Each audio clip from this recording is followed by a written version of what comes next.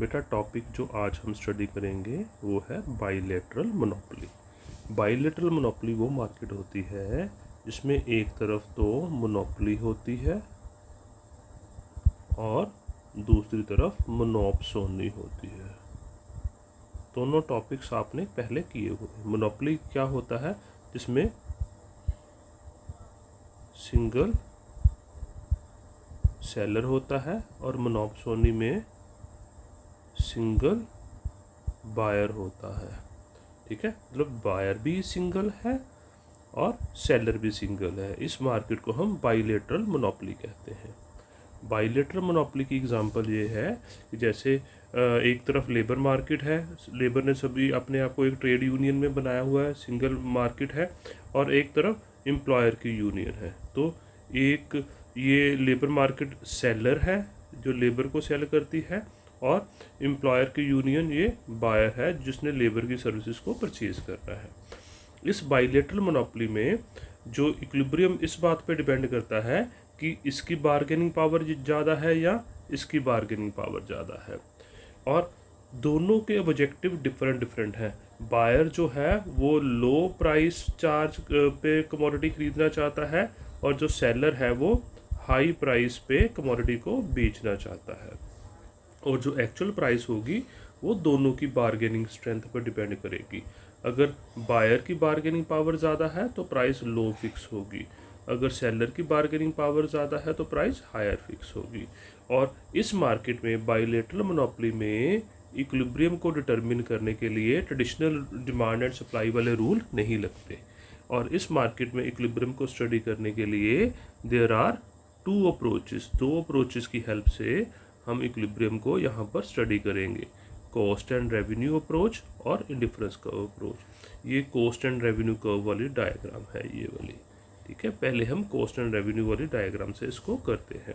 तो जैसे मैंने कहा दो मार्केट है ना, एक मोनोपोली मार्केट है और एक मोनोपसोनी है ना। मोनोपोली मतलब सिंगल सेलर है, सिंगल, और इसमें सिंगल बायर है।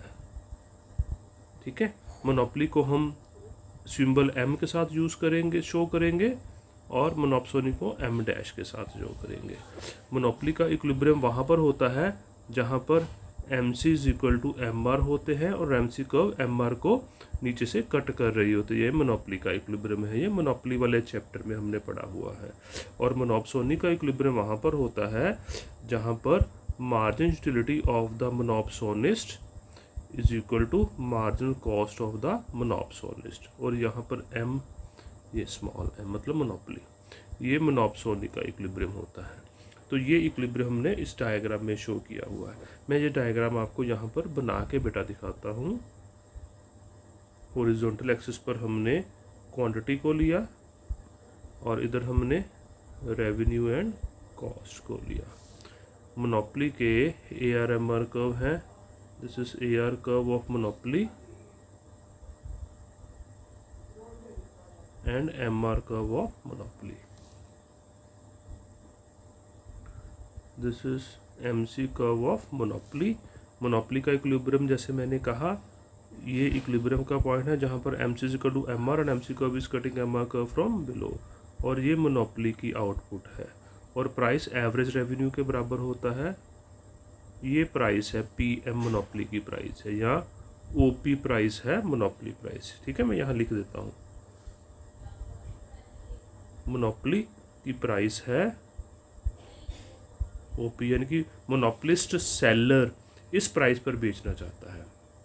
अब हम मोनोपसोनी का करते हैं। मोनोपसोनी के लिए ये AR कर्व ही, जो मोनोपोली का AR कर्व है वो मोनोपसोनी का मार्जिन यूटिलिटी कर्व है, राइट। और ये MC कर्व जो है मोनोपोली का है वो AC कर्व है मोनोपसोनिस्ट का, M' के साथ हम उसको शो कर दिया। ठीक है, और यहाँ पर ये MC कर्व है मोनोपसोनिस्ट का, और मोनोपसोनिस्ट में मैंने इक्विलिब्रियम बेटा कहाँ कहा था, MU M' = MC M'। यहाँ पर मार्जिन यूटिलिटी कर्व मोनोपसोनिस्ट का और मार्जिन कॉस्ट का बराबर है। मार्जिनलिटी कर्व और मार्जिन कॉस्ट कर्व, ये यहाँ पर बराबर है, ई पॉइंट पर बराबर है। ई पॉइंट पर जो इक्विलिब्रियम क्वांटिटी है वो ओ एम डैश है, और जो प्राइस है एवरेज कॉस्ट ऑफ मोनोपोलिस्ट के अकॉर्डिंगली यहाँ पर OP1 प्राइस है मोनोपसोनिस्ट की, यानी कि मोनोपसोनी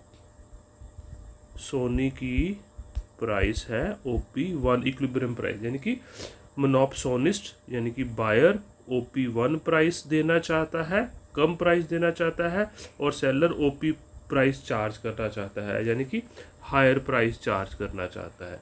बट एक्चुअल प्राइस क्या होगी ये डिपेंड करेगा दोनों की बार्गेनिंग पावर पर। अगर बायर की बार्गेनिंग पावर स्ट्रॉन्ग है तो प्राइस इसके आसपास में कहीं होगी, अगर सेलर की बार्गेनिंग पावर ज़्यादा है तो प्राइस इसके आसपास कहीं होगी।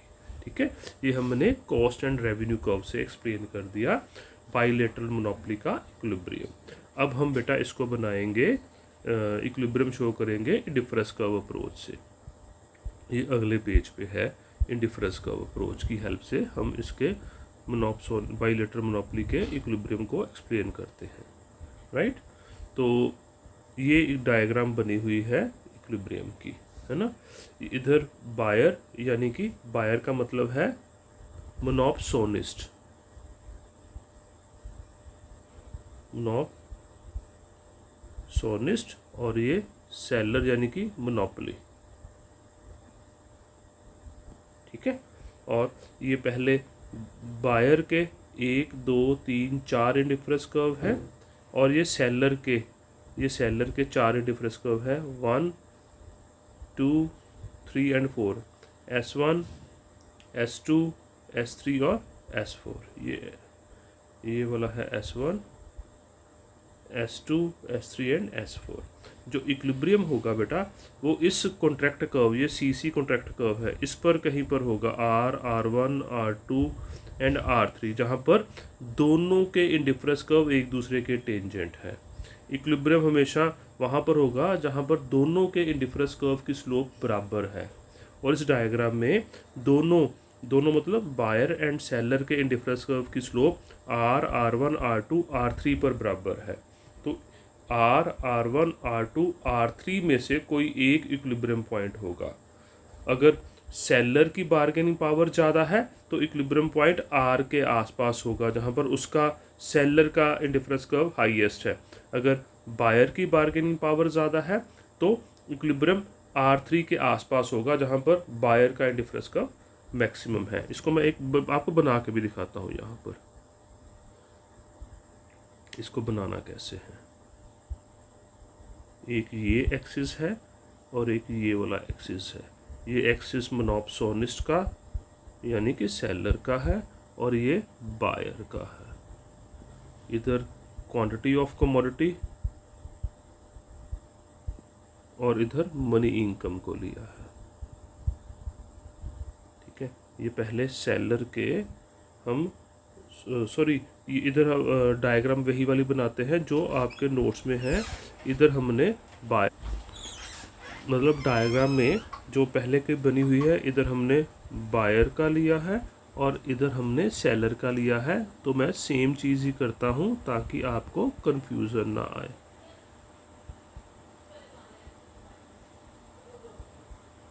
ठीक है, तो ये पहले ये बायर के 4 इंडिफरेंस कर्व बना लिए, B1 B2 B3 and B4, B1 B2 B3 and B4।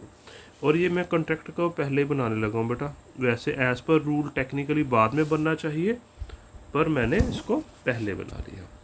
इधर सेलर के 4 indifference curve, S1 S2 S3 और S4। ये S1 S2 S3 and S4 buyer के इंडिफरेंस कर्व और सेलर के इंडिफरेंस कर्व, इन ये 4 पॉइंट्स पर टेंजेंट है, R R1 R2 और R3। इक्विलिब्रियम चारों में से किसी पर भी हो सकता है।